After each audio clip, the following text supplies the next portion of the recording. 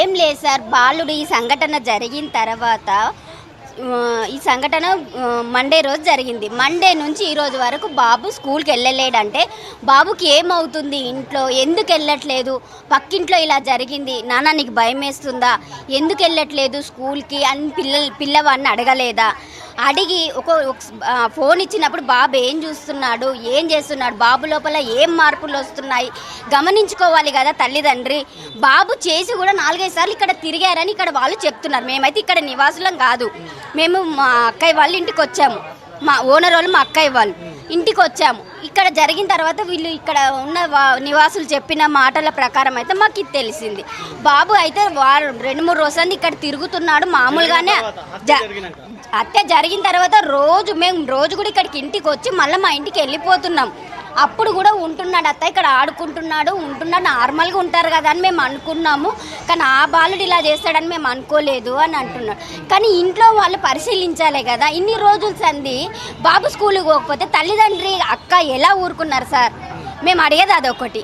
సరే స్కూల్కి వెళ్ళలేదు, నాన్న జ్వరం వచ్చిందా, ఏమయ్యింది, ఎందుకు వెళ్ళట్లేదు స్కూల్కి, బాబు పరిస్థితి ఏంటి, క్రైమ్ వీడియోస్ చూడడం ఏంటి? సరే చూసిండు, అది మీ పర్సనల్, మేమనము, మీరు ఫోన్లు ఇచ్చుకోండి, మీ పిల్లలే పాడవుతారు. కానీ ఇప్పుడు పొజిషన్ ఎక్కడి వరకు వచ్చింది అదొక్కసారి తల్లిదండ్రులు ఆలోచించాలి కదా సార్. నాకు పిల్లలు ఉన్నారు, నేను పిల్లల్ని కన్నాను, వాళ్ళకి తెలియాలి. కానీ మెయిన్ కారణం ఫోను తల్లిదండ్రి అండి. ఇన్ని రోజులు సంది బాబు స్కూల్కి వెళ్ళలేడు అని అంటే మీరు ఒక్క ఇన్ఫర్మేషన్ బాబు ద్వారా తీసుకొని సార్ మరి మా బాబు కండిషన్ ఇలా ఉంది అని ఏ తల్లి చెప్పుకోకున్నా కూడా బాబుని సరిదిద్దుకున్నారా ఇంట్లో? అలా కూడా సరిదిద్దుకోలేదు.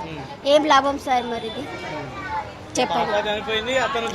అతను సహజ అన్యాయంగా ఒక బాలికను హత్య చేసావే నువ్వు, నీకేం లాభం వచ్చింది? ఇప్పుడు మేము టీవీలో చూస్తే క్రికెట్ మ్యాచ్ కావాల్సినవి కొనుక్కోవడానికి మనీ లేదని, కొత్త బట్టలు కావాలని మనీ ఇంట్లో టైట్ చేశారంట. దానివల్ల మనీ గురించి మొత్తం ప్లాన్ వేసి పెట్టుకున్నాడు అని మొత్తం పేపర్ రిలీజ్ అయ్యింది. శాస్త్ర వాళ్ళ మమ్మీ కూడా చూసుకోవాలి కదా, నాకు పాప ఉంది, మరి ఈ అబ్బాయి ఇట్లా గోడ దూకి వస్తున్నాడు, అట్లా రాకూడదని వాళ్ళ మమ్మీతో నన్ను చెప్పాలి. ఓనర్ల కన్నా ఇన్ఫర్మేషన్ అందియాలి కదా, ఓనర్లకు చెప్పలేదంట. అవన్నీ ఇప్పుడు బయటపడుతున్నాయి. ఈ సంఘటన జరిగిన తర్వాత ఆ బాబాని తెలిసిన తర్వాత ఇప్పుడు బయటపడుతున్నాయి. అటు నుంచి వచ్చేవాడంట, బర్త్డే రోజు బర్త్డే చేసుకున్నాక కూడా ఓనర్లను బర్త్డేకి పిలవలేదు. పక్కింటి వాళ్ళ అక్క తమ్ముడు, అబ్బాయి హత్య చేసిన అబ్బాయి వాళ్ళ అక్క ఇద్దరు వెళ్ళిన ఫోటో ఈ రోజు ఒక అతను తెచ్చి ఫోన్లో చూపించాడు. మాకు ముందే మాకు ఇప్పుడు తెలిసిందండి, ఓనర్లకు కూడా ఇప్పుడు తెలిసింది. ఇప్పుడు తెలిసిన నిజం ఇది. కేకు పెడుతున్న నోటితోటే చేయితోటే హత్య చేసిన బాలుడు. మేము కూడా షాక్ లో ఉన్నాం. అంటే పరిచయం ఉన్న వ్యక్తి కుటుంబానికి మొత్తానికి తల్లిదండ్రులు ఎంకరేజ్ చేశారు. చెప్పండి సార్, ఇంకా మేము అన్నాం మా నోటితోటి, మీకు తెలియాలి. అది సహస్ర వాళ్ళ మమ్మీ డాడీ కూడా ఎట్లా అలౌ చేశారు? ఇంట్లో నీకు వయసుకు వస్తున్న పాప ఉంది, బాబు అలా గోడ దూకి రావడం పద్ధతేనా?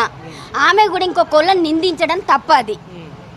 నువ్వు పాపను కోల్పోయావు, నువ్వు బాధలో ఉన్నావమ్మా, నేను ఒప్పుకుంటా కాదనట్లేదు.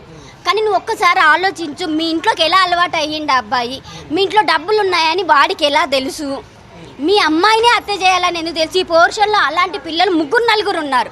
మా మనమరాన్లే 2 ఉన్నారు, ఇంకో సెకండ్ పోర్షన్లో 2 ఉన్నారు. మరి వాళ్ళ దగ్గరికి వెళ్ళలేదు, సహస్ర దగ్గరికి ఎందుకు వెళ్ళాడు? ఇది ఒక్క పాయింటే సార్ మాకు కావాల్సింది. తల్లిదండ్రుల కేర్లెస్ అటువైపు కనిపిస్తుంది, ఇటువైపు కనిపిస్తుంది. 2 వైపులు తల్లిదండ్రుల కేర్లెసే ఉందండి, తల్లిదండ్రుల కేర్లెసే ఉంది. తల్లిదండ్రులు ఏం చెప్తారు పేరెంట్స్ కి, పిల్లలకి ఎలా ఉండాలి, ఎలా బ్రతకాలి, పిల్లలకు మెయిన్ ఫోన్స్ ఇవ్వద్దండి, పిల్లలకు ఫోన్స్ ఇవ్వద్దు. మళ్ళీ పిల్లల ప్రవర్తన ఎలా ఉంది, వాళ్ళు దుఃఖంలో ఉన్నారా, సంతోషంలో ఉన్నారా, బాధలో ఉన్నారా, షేరింగ్ చేసుకోవాలి పిల్లలను.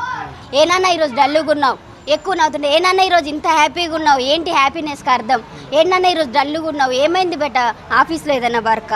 నేను నా పిల్లలు నా పైన కోప్పడతారు, నేను వాళ్ళని అడుగుతా, వాళ్ళు నన్ను అడుగుతారు, మమ్మీ ఏంటి ఈరోజు నువ్వు డల్లుగా ఉన్నావు అని. అలా ఉండాలి.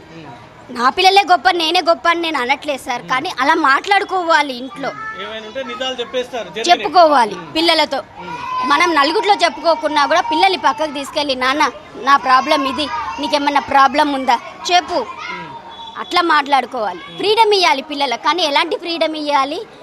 పనికొచ్చే ఫ్రీడమ్ ఇవ్వాలి, ఇలాంటి పనికి రానివి కాదు. నేను చెప్పేది అది. Right okay